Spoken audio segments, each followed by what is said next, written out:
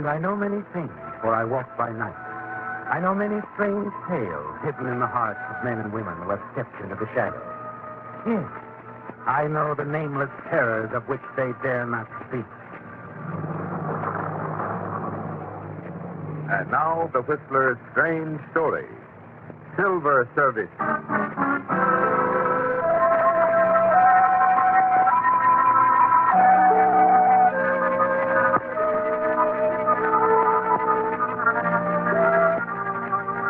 The gray, hard-topped convertible drew up to the curb of the winding drive and stopped. The driver peered through the trees, dotting the broad lawn at the spacious house behind him. Then he stepped quickly from the car and walked toward the house. Inside the house, Ella Kincaid was reclining on the deep-cushioned divan, enjoying a box of chocolates and a movie magazine. Yes, Ella, you love the ease and security your marriage to Ralph Kincaid brought you, don't you? You start to call for Amy to answer the door when you remember it's the maid's day off.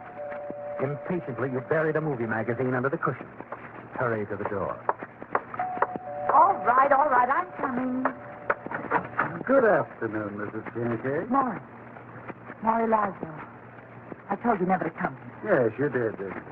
But now that I am here, you're inviting me in, aren't you? No. Maury, please. You're not very hospitable, are you? Look, I'll meet you. I'll meet you anywhere you say. But please leave here if my husband should come home And find his wife entertaining a gambler? A respectable man like your husband wouldn't like that, would he? You know he wouldn't. Especially if he finds out his wife's been gambling and neglected to pay up. His clientele wouldn't like that either. So maybe I just ought to warn him. No. Oh, Maury, he mustn't find out. And the sooner you pay up, the better for everybody. Only $2,000, Mrs. Kincaid. All I need is a little more time. $2,000 is a lot of money for a housewife. For the wife of one of the most successful diamond brokers in town, don't make me laugh. But I never had that much in my personal account. And besides... You don't dare ask your husband for any more dough. He'd ask too many questions, wouldn't he? I'll get the money for you some way. I'll think of something. Now you're using your head. Matter of fact, I'll try to help you. Please, Maury, it's getting late. Now take that cuckoo clock, for instance. They tell me antiques like that bring a lot of dough. Not nearly enough. Besides, it's my husband. He runs his life by it. Doesn't anything around here belong just to you? How about that silver coffee service? That's my own. My aunt left it to me. He said it was easily worth $3,000. Then we're not selling. I will. I'll get my husband to dispose of it through one of his dealer friends. Only what, Mrs. Kincaid? nothing. I'll sell it. I'll speak to Ralph about it this evening. Now, please leave, won't you? My husband's due home any minute. Okay, Mrs. Kincaid. I'll go. It'll give you weeks to raise that money, too. Might take a few days to get your money out of that silver. But I want that $2,000 in a week. And this time, I'm going to get it.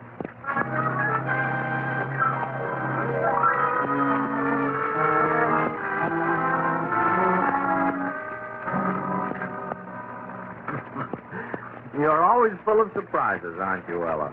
The roast duck, Ralph? Oh, I hoped you'd like it. Oh, it's fine. But for the life of me, I can't understand why you want to sell that silver coffee service. Well, you don't mind, do you, darling? Oh, of course not, Ella. It's your personal property. Then I wish you'd sell it for me. You could get a better price for it tonight. Yes, I suppose I could. But, Ella, if there's some pressing reason why you need some extra money right now... Oh, no. Well, a woman does like to have a little nest egg she can call her own. Oh, I'll get it. Hello? Oh, hello, Miss Fair. Mr. Kincaid is having dinner right now and doesn't wish to be disturbed. No, wait, Ella. I'll talk. Yeah, it seems to me... Please. Hello, Miss Fair. Well, don't tell me you're still at the office. Oh, no bother at all. Oh, I see. He called the office after I left. Well, those things happen. I'll bring Mrs. Kincaid's bank stubs down in the morning. Thanks for calling. Now, you better run along home. All right, goodbye. Now, what have I done? I can't understand you, Ella. The bank called the office and said you're overdrawn again. Well, why couldn't they have called me?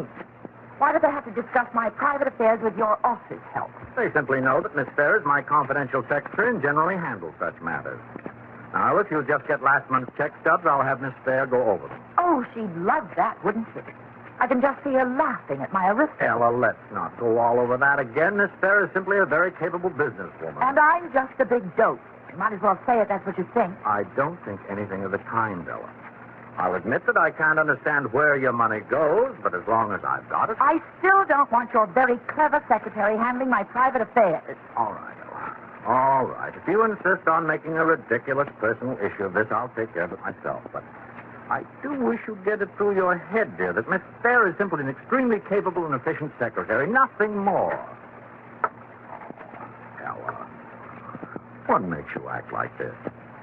Oh, I don't know, Ralph. I'm sorry, really. But it's just that sometimes you make me feel so helpless. Isn't that the way wives are supposed to be? Oh, I guess so. If that's the way you want me, darling. This is the way I want you. You're awfully sweet, Ralph.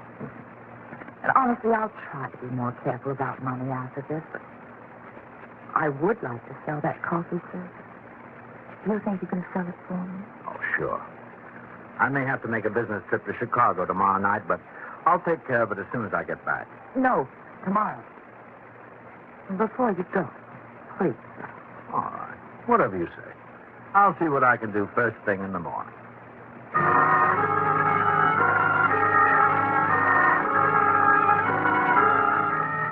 Well, Ella, your sudden burst of temper was almost a mistake, wasn't it? But the very mention of your husband's secretary drives you to fury, doesn't it? You're sure the efficient and beautiful Miss Fair is trying to worm her way into your husband's life. And you don't want that to happen, do you, Ella? No. Things have gone far too well for you since you married Ralph, until you started gambling. You know Maury Laszlo wasn't bluffing in his demand for quick payment. Then he'll go to your husband if you don't pay up. And you're certain that Ralph, with his strict code of honor, would never forgive you or believe in you again. So the next morning, you make sure Ralph takes the silver service with him. Later, you decide to drop in at his third-floor office in the arcade building, just to make sure that he attends to the sale. Well, come in, Ella. I wasn't expecting you. I just thought you might like to invite me to lunch. Oh, I'm sorry, dear. I can't leave the office till Miss Fair gets back. Oh. I'm expecting an important long-distance call from Chicago. One of us will have to be here to take it. Well, it's a shame such an efficient secretary wouldn't be here when you need her. Well, she's standing in for me at a jewelry exhibit. I had to clear some things up here. But if you'd rather not wait. No, I'll wait. I know how busy you are. I guess I shouldn't have imposed on you about selling the coffee service. Oh, that was no problem at all. What? Miss Fair took your coffee service to one of our leading dealers first thing this morning. She got the money? Mm-hmm. Here's your check for $500. Ralph, it's highway robbery. Why, sorry. Why do you have to let Miss Fair handle things like that for you? My aunt told me that set was worth at least $3,000. Well, then she was mistaken. I talked to the dealer personally on the phone, and we discussed the price for several minutes. Well, do you want to take the check? Yes, I'll take it. Look, Ella, I've got an idea. You seem awfully tired. Why don't you take the train with me tonight? I'll only be gone a couple of days.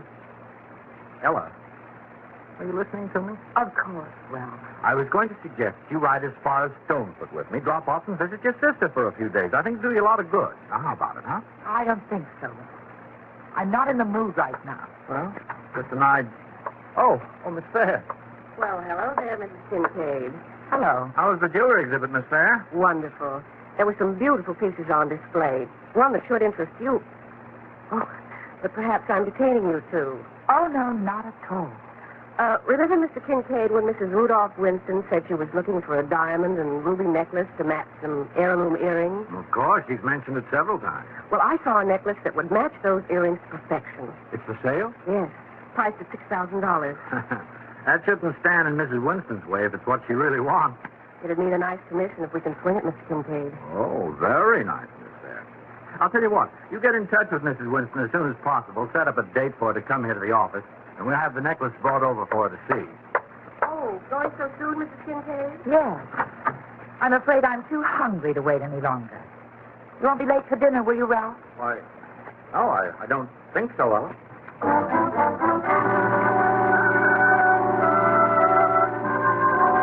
Well, Ella, you're really in a spot now, aren't you? You know Maury Laszlo will stop at nothing to get his money. And the $500 you got for the silver service is of little or no help. You must find a way to get the rest of the money.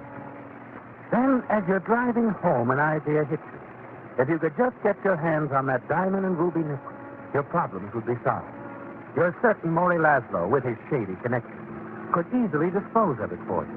And you're equally certain he'd be glad to do it to collect his debt and the commission. Then you think of a perfect solution to all of your problems. You'll steal the necklace in such a way that your husband's secretary, Miss Fair, will be blamed for the theft, and she'll be out of your life forever. You become so intrigued with the idea, you fail to notice that the signal light has changed until... Hey, lady! It's not going to get any greener! You're in the driver's seat. Make a move, will you? Yes, I am in the driver's seat. And I'm going to make a move. A smart move.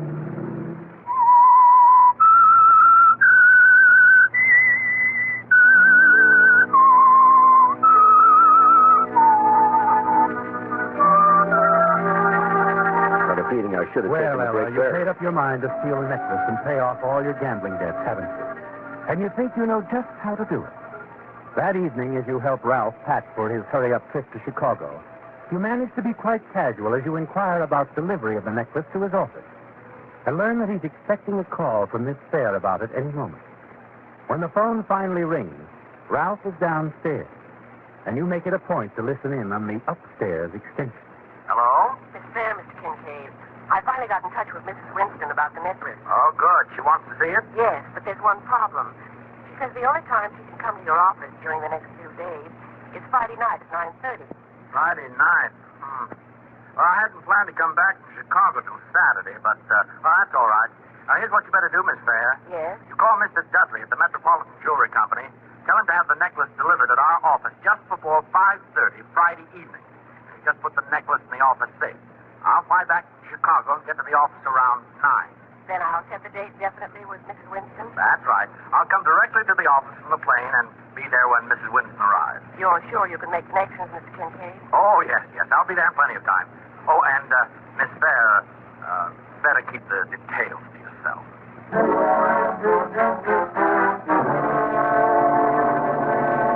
That's all you wanted to know to set your plan in motion, isn't it, Ella? You carefully place the phone back in the hook. Then, while Ralph showers and changes his clothes, you go into the bedroom where Ralph's effects lie neatly on the dresser. You thumb through his pocket notebook, quickly copy the combination to his office safe. Entering his office and opening his safe will be simple now, won't it, Ella? You've had a key ever since you were first married. Suddenly you have another idea, one you're sure will put you completely above suspicion. Well, Ella, my dear, I wish you were coming along, at least as far as Stonefoot. Do you really, Ralph? Why, yes, I told you I would. Well, you know, I believe I will go with you as far as Stone. I would kind of like to see Vivian. Leave it to a woman to change her mind. Hey, but you haven't got much time. Oh, I'll just throw a few things in a bag. It won't take 5 minutes. And I'll tell the maid to take the rest of the week off. Oh, don't you think you better wire Vivian you're coming? Oh, no, I'm sure she's at home. It'll be much more fun to surprise her.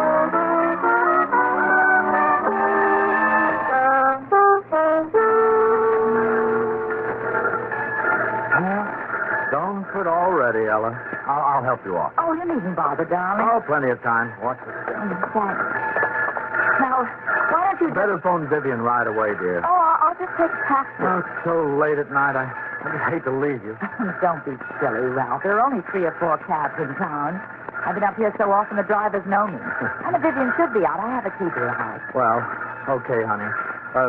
Ella, Yes, Ralph? you know, I've been thinking a lot about the way things have been going lately between you and me, and maybe it's my fault. I've been so wrapped up in my work. Oh, no, darling, you've been all right. It's been me. No, it hasn't. Well, anyway, when I get back, I promise you things will be better.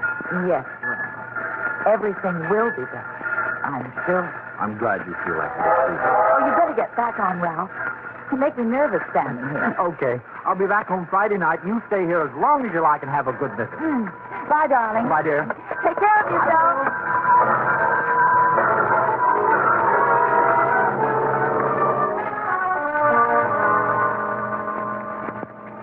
You catch a taxi, making sure that the driver recognizes you as you direct him to your sister's house. But you already know that Vivian isn't there, don't you, Ella? Yes. That's the one reason you suddenly decided on the ride to Stoneford. The short trip to Stoneford provides the missing link in your plans, doesn't it, Ella? You go in the house, turn on the lights. Next day, Thursday, you make it a point to be seen by several neighbors and storekeepers. Late that night, when the lights are out in the nearby homes, you slip out of the house, walk nearly a mile to the bus station, and catch the last bus back to the city. It's still dark when you arrive, and you have the taxi drop you off on a side street near your house. You take the back alleyway, grope your way through the darkness, fearful that one move might give you away. Finally, you open the back door to your house. Without turning the lights on, go to bed, certain that no one knows you've returned home. Next day, Friday, you remain indoors with curtains drawn all day. Then, just before 5 o'clock, it's time for your next move. You step to the phone.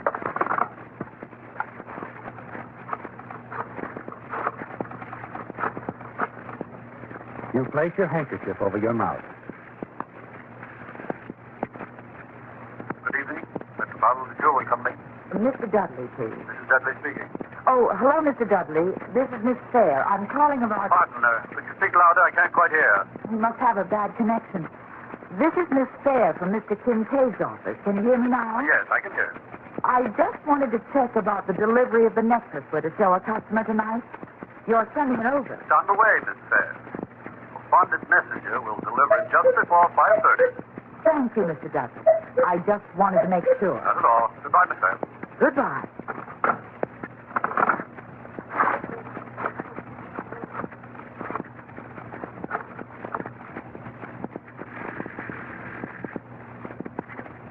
Metropolitan Airport information. Hello. I'd like to know the time of arrival for the next plane from Chicago, please. The next plane from Chicago is due at 8:15 p.m. You're sure? Of course, madam. Is there anything else? No, that's all. Thank you very much.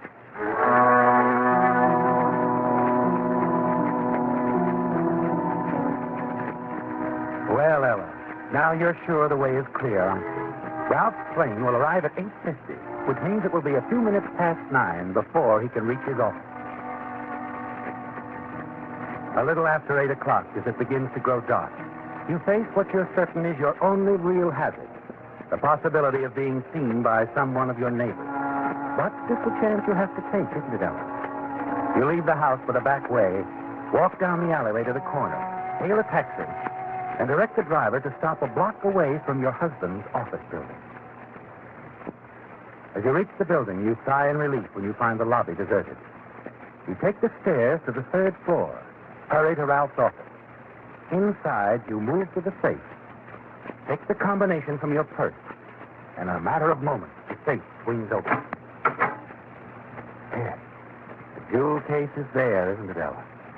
You take it to the window, open, and smile as the faint city lights fall on the jewel necklace. Just as you're about to lay it back in the case. Oh, why, who's there? Mrs. Kincaid. What are you doing here? I might ask you the same question, Miss Fair. I just came back to the office, that's all. Mr. Kincaid told me you were visiting your sister. Ralph tells you everything, doesn't he? Well, I didn't mean it that way. It's just that finding you here like this... Oh, I understand. You're surprised. And I don't blame you. You see, Ralph asked me to come back and pick up some papers he'd forgotten. I'm afraid you're not telling the truth, Mr. Kincaid. He would have called me. That necklace, Mrs. Kincaid. What about it? Well, what about it? Well, I frankly don't know. I hate to think you took it from the safe. That means you knew the combination. Miss Fair, after all, I am your employer's wife. I see no reason why he shouldn't trust me as much as he does you. Perhaps that's true, but the necklace. What are you doing with it? If you must know, I merely saw it in the safe and wanted to look at it. Now, if you'll kindly leave. But it's quite valuable. I must make sure it's returned to the safe. Mrs. Kincaid, I feel something isn't right about this. Are you trying to accuse me of something? Why, no, of course not. Look, Just give it to me and we'll put it back and forget all about it. Oh, no, you don't. Mrs. Kincaid, I swear nothing will be said to anyone if you'll just let me have it. I'm beginning to understand. You came back to steal this necklace yourself. Yes. And it almost worked, didn't it? That's not true. You know it isn't true. I'm not so sure. I've been watching you for a long time, Miss Fair. Working your way into my husband's confidence, waiting for a chance like this. You don't know what you're saying. I think I do. Of course, Ralph would never dream that you would do such a thing. Wait till I tell him the truth. Look, Mrs. Kincaid, I don't care what you tell him. If you'll just let me put the necklace back in the safe and leave here. Give it to me now. Keep your hands off me. Please don't do anything you'll be sorry for. You asked for this, Miss Fair. Wait, Mrs. Kincaid. What are you going to do with that bookend? I'm taking this necklace and getting out of here, and nobody's going to stop me. You can't. I'll call the police. You won't call anybody. And your coming here tonight makes everything easy. You don't know what you're saying. Oh, yes, I do, Miss Fair. When they find you here, this will be a simple case of robbery-murder. Oh, no, Mrs. Kincaid, you wouldn't. No one will ever dream of connecting me with her. You won't be able to say anything to the police or anybody else.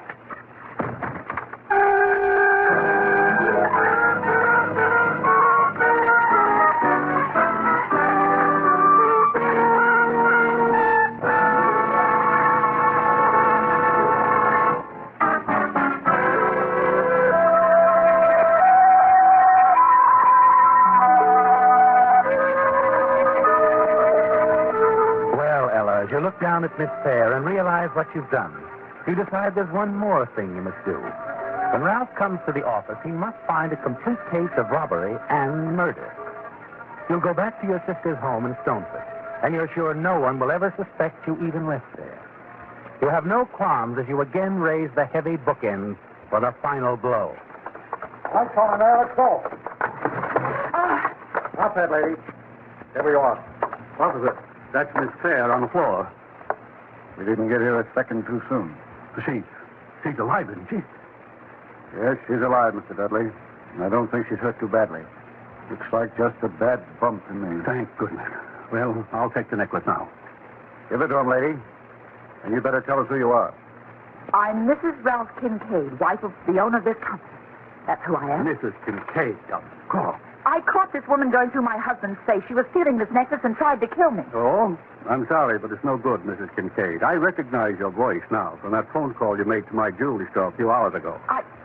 I don't know what you're talking about. I mean, when you phoned about the necklace and said you were Miss Fair. Something puzzled me about that phone call, so I phoned Miss Fair, and she said she hadn't made the call. Too bad you didn't notify the police right away, Mr. Dudley. Assault with intent to murder is a serious crime. I intended to, officer. We figured there'd been a leak somewhere, and someone was planning to waylay our messenger before he made the delivery.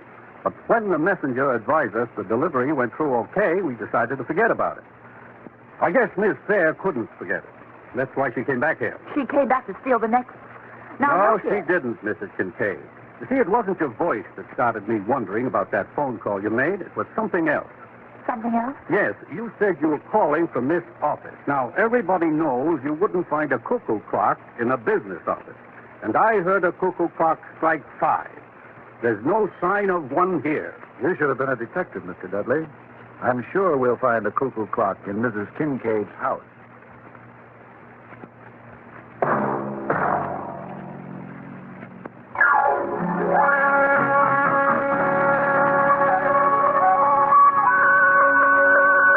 Featured in tonight's story were Bill Foreman as the Whistler, Francis Robinson, Joseph Kearns, Charlotte Lawrence, Herb Butterfield, and Hal Gerard. The Whistler was directed by George W. Allen, with story by Margaret Poole, music by Wilbur Hatch, and was transmitted overseas by the Armed Forces Radio Service. The Whistler was entirely fictional, and all characters portrayed on The Whistler are also fictional. This is the United States Armed Forces Radio Service.